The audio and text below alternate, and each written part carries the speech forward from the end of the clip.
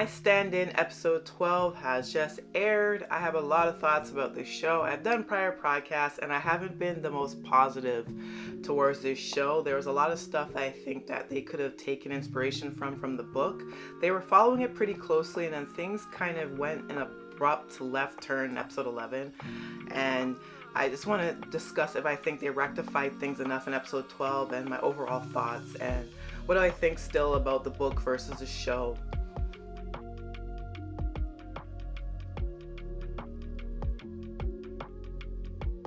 Hi, I'm Monique. I am the host of Off by Purple Heart podcast, where I talk to you about K-dramas, C-dramas, BTS, and so much more. Like BLs. The BLs are so much more. My stand-in has just concluded today, starring Up and Poom.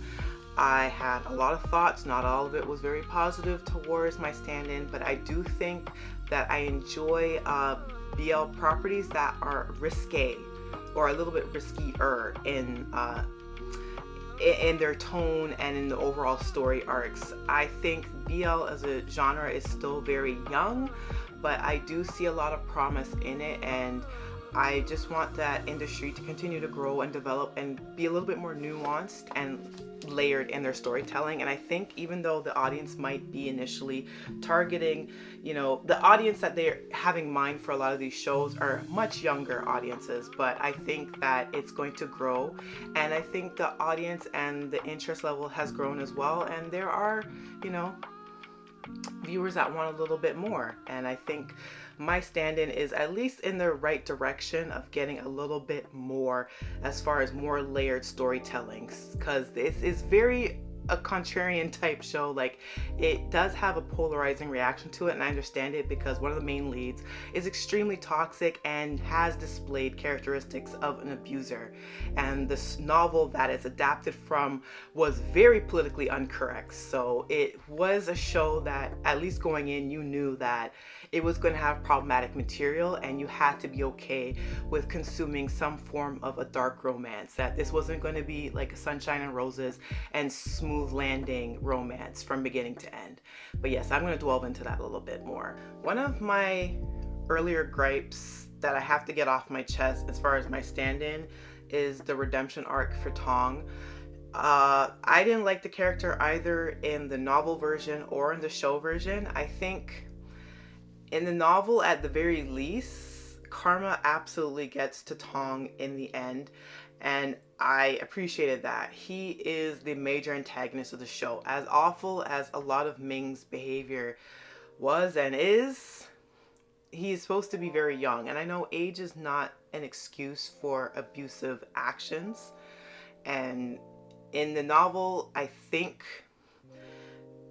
Ming is supposed to be a lot younger. In the show, I was never really clear on their ages, but I was to assume that the dynamic was there still because Joe was the older the older person in this dynamic, and Ming is still younger and was very impulsive and immature and didn't emotionally regulate in the way that he should have, but had to finally come to terms and learn that in order to win Joe's trust back and to be able to win back his love once again.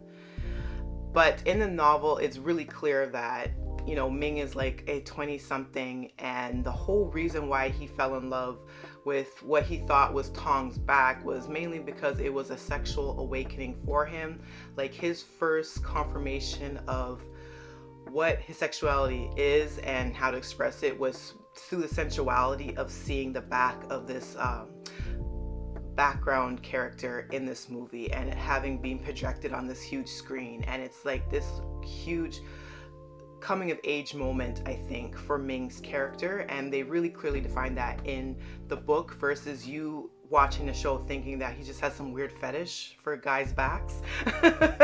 Right? It's supposed to be this huge sexual awakening for him, and it's still when he's like a teenager, and it's like his first real love or puppy crush, and that's why Tong is effectively able to manipulate him so much and how he keeps both him and his sister in his clutches to basically continue to bankroll his life and to continue to be able to have access to those resources, which made him become the intolerable bully that he was on set, and how he came to have that sanctimonious, self-righteous attitude and pulled all sorts of kind of shenanigans on set versus being a professional.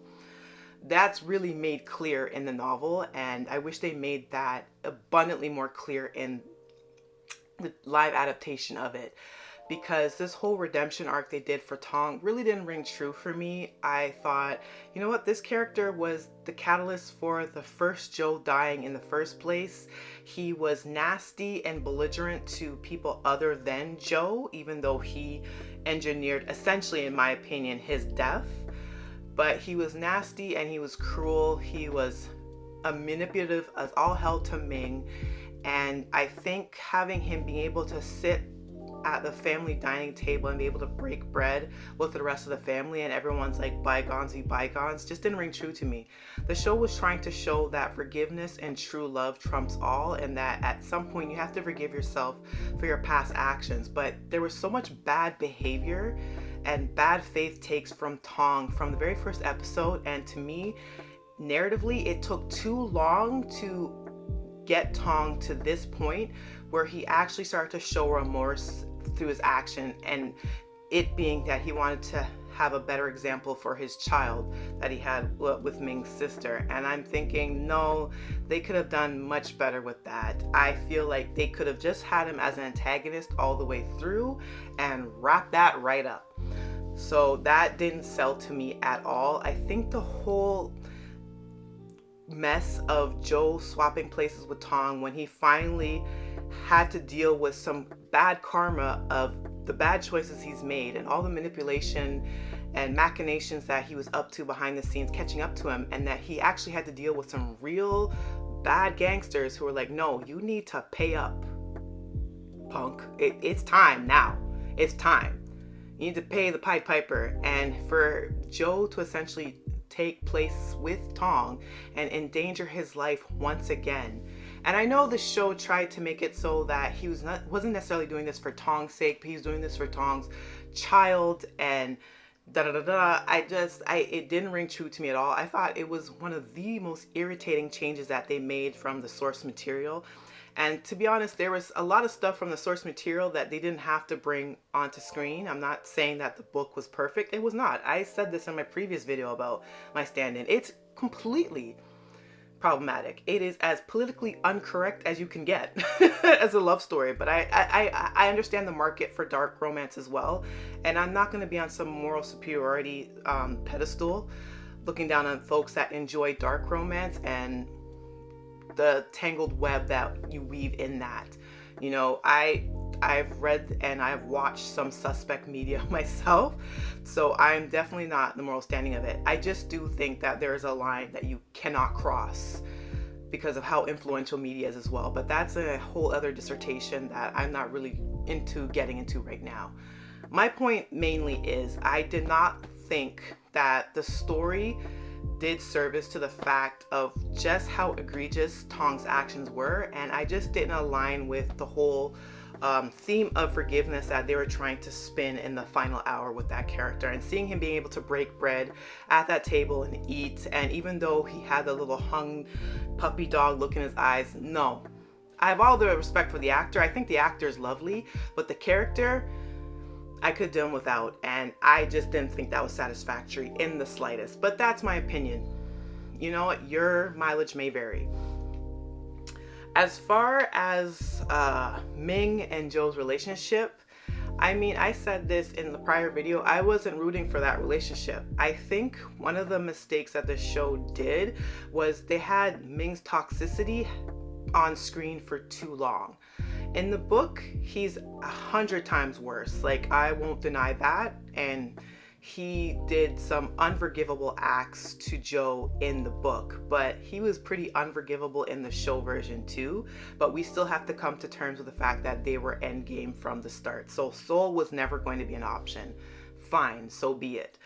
But my thing is that once Ming really got it into his mind, in the show version that this new Joe that he was presented with had far too many similarities to the old Joe.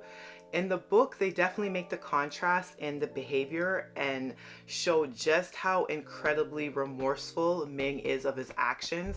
And I feel like narratively, they didn't show that enough for a lot of the viewers to buy in. Now, I could be completely wrong. Everyone that has watched this show and watched up to episode 12 might feel differently and think, no, they did a great job in showing just how remorseful Ming was. And I will get into episode 12, and I do like that they added a little bit more as far as what Ming went through when Joe initially went missing and then was presumed dead. I will get into that. But I think they far too long leaned into, for shock value, just how nasty Ming was to Joe. And what brings to mind is that whole episode where they're off with the film crew, they have the separate rooms, you know, that weird guy from Joe 2's past comes into the picture as well and assaults Joe, and then literally like 10 minutes later, Ming basically drags him to his quarters and tries to assault him as well. And that whole entire speech of, you know, I paid for you. You're like a dog. I want you to wag your tail for me. I didn't buy you so that you could bite back, or whatever he said. I'm paraphrasing. To me, at that point, narratively, there should already have been a switch.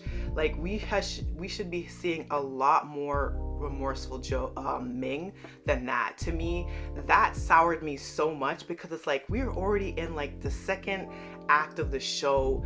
We're now at the point where Ming is more and more convinced that this man is his past lover, and we're still having him behave in this way. Yeah, a lot of it's confusion, because even though we as the audience are asked to suspend our belief, we know that coming into this, that Joe has this supernatural occurrence and is reliving this life in this new body.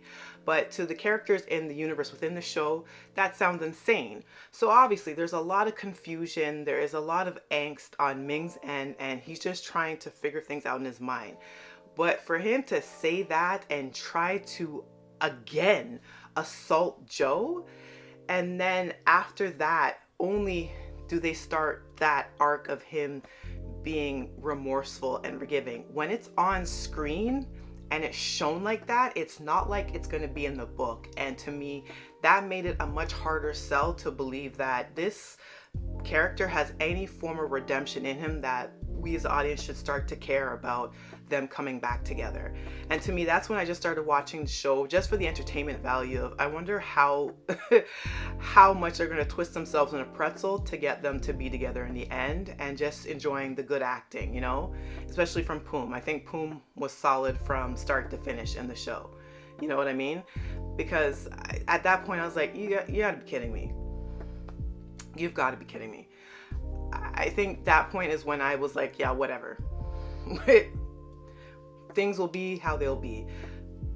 I do appreciate that the show had shades of gray. I do appreciate that the show was a little different from what we usually get in the BL sphere. I do. And I do encourage, and I hope that going forward we'll continue to get more challenging projects where the characters aren't just like completely white hats or black hats. You know, I like shades of gray. I do like that we get a little bit of grit, you know. But the romance is what it was, and episode 11 really pissed me off in particular. But what I really appreciate in episode 12, and this is like the crux of the video, is I actually enjoyed that they dwelled a little bit more into how Ming was feeling during Joe's disappearance. I like the POV of the father, and I like that they X'd out some of the stuff from the book, because the father of Ming was actually physically very abusive to Ming and beat him up, which was what led him to the hospital and that whole entire unraveling until finally coming to acceptance after beating him damn near to death, right? I'm glad they didn't touch that in the show. I'm also really glad that the show gave a little perspective from the father's side, saying, you know what, I saw my son literally destroy himself falling in love with this one man, and only for a couple of years later to repeat the same obsession and mistakes with you. And as a father, I have a right to be concerned. I need to know that my son's going to be okay. Of course, he doesn't know the fine details and doesn't know that Ming was also a catalyst to Joe's death, right? And that the man he's speaking to is that same first man that Ming fell in love with, which is why the obsession is as it is right now. So I did like that part in it as well. I think also what I really enjoyed was the director from like the first half of the show, you know, coming face to face with Joe once again and saying, you know what? The reason why I'm happy that you got this opportunity and now you get to be your own leading man was that there was a man that I really wanted to work with, and things didn't turn out the way I wanted to, and I have regretted my actions towards him ever since. I actually got a little choked up with that, which really surprised me. I think all the actors there played it really, really well. Like, I really got choked up, and I was like, oh my God. Thankfully, finally, the character of Joe gets some form of apology and some recognition of how badly he was screwed over and how his life had to be tragically cut short. I thought that was sweet. I did like towards the ending moments, since we had to have Ming and Joe as the end game, I do appreciate how soft Ming was to him, and I understand what the show was trying to do by saying, you know, having Joe say, you have to forgive yourself, Ming. I have to forgive myself as well, because I had some actions that played a part in my death. Yes, you and Tong were the catalyst, but I chose to do this dangerous shoot, knowing all the risks involved, and I should have listened to I should have listened to my friends, and I should have, you know, protected my life a little bit more. So I had to take some accountability.